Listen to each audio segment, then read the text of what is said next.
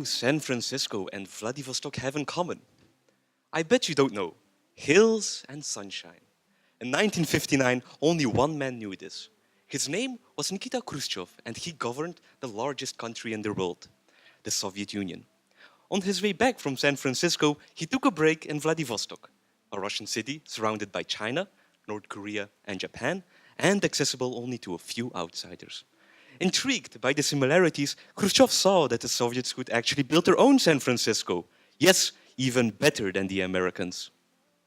My thesis explores the urban expansion of Vladivostok between 1945 and 1960.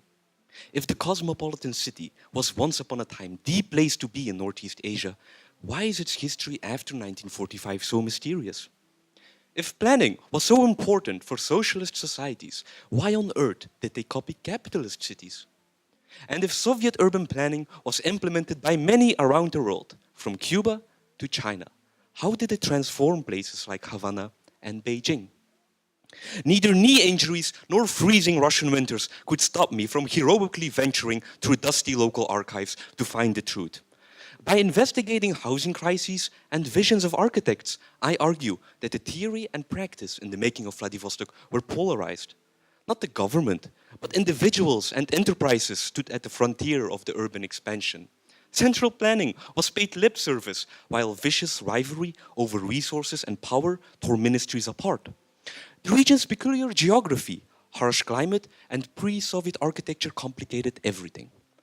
The Soviets also needed labor. More than 500,000 Japanese and North Koreans contributed to the construction, from railways to movie theaters.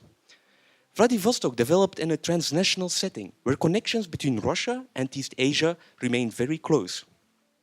By connecting two very different regions, we enrich local stories using global perspectives. Finally, my findings show that Vladivostok could not be built according to formal plans. They were flexible guidelines with organic features. See, socialist cities didn't always follow ideologies and were adaptive to local conditions.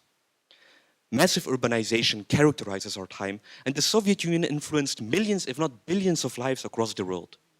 By studying Soviet urban history, we can